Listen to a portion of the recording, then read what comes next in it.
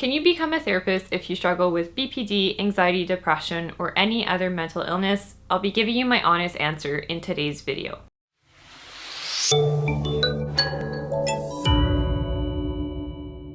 For those of you who are new here, my name is Kayla and I make videos about borderline personality disorder. And so as someone who recently completed her first year of a master's in counseling psychology with the hopes of one day becoming a therapist, the question of whether or not I was even fit to become one has been something that has been weighing heavily on my mind for the past year. Before diving into my actual answer, I want to firstly address the problematic nature of this question. So we don't often hear this question asked in other disciplines, and it's also problematic in that it assumes that mental health is binary, meaning that we either have it or we don't, which is simply not true. Everyone has or will at some point in their life struggle with mental health, and so it's not a question really of whether or not do I have it, it's more when will I have this and how will I deal with it as a therapist? With that said, my answer to the question is yes, you can still become a therapist even if you have BPD or other mental illnesses, but one thing that I will make extremely clear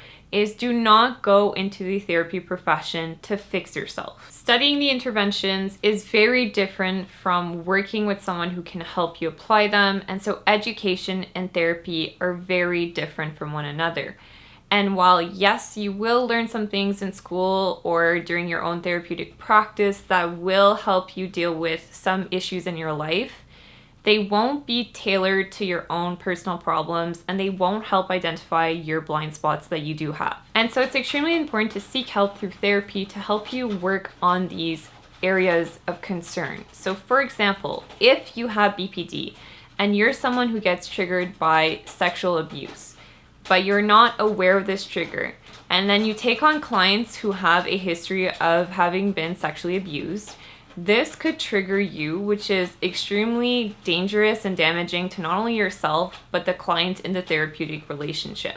So knowing your triggers by going to therapy can help you better assess what areas you need to work on, but also what types of clients you're willing and capable of seeing. A lot of clinics will also require therapists to be recovered from their disorders. So for example, you can't work at an eating disorder clinic if you have a current eating disorder because this can be just too triggering and too damaging to both you and your client. Anyways, back to BPD and becoming a therapist. I want to emphasize the fact that BPD is a disorder and not an identity, and far too many therapists believe that BPD is a lifelong diagnosis, but there's ample scientific evidence that the majority of people diagnosed with BPD will no longer meet the diagnostic criteria 2 years after receiving their own diagnosis. A person who has at one point been diagnosed with BPD should not be judged on any basis other than the ability to do the job. And someone who has had BPD symptoms and recovered from them may actually have a significant advantage as a therapist. The cool thing about having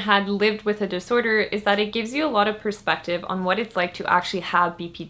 And this allows you to better understand your clients and the problems that they're living, which ultimately enhances the work we do. Personally, BPD has allowed me to become deeply compassionate, empathetic, resilient, caring, and understanding, which are all stellar qualities to have as a therapist. And so I truly believe that having had this disorder will only enhance my own therapeutic practice. So many of the greatest minds in mental health struggle with these things themselves. Carl Jung experienced psychosis. Albert Ellis had social anxiety. Stephen Hayes had panic disorder. And they are all highly influential and successful in the world of psychology. So if they can do it, why not you? Silence and shame about mental health illnesses on the parts of therapists perpetuates stigma, which is the opposite of what we're trying to do as mental health professionals.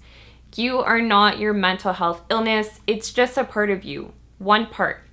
Understand it, treat it, and use it to help others. If you found this video useful, be sure to give it a like, and if you want to become a part of the On the Line community, be sure to hit the subscribe button down below so you get notified every Monday when I post more videos about all things BPD. Thank you so much, and I'll see you back here next week for another episode of On the Line.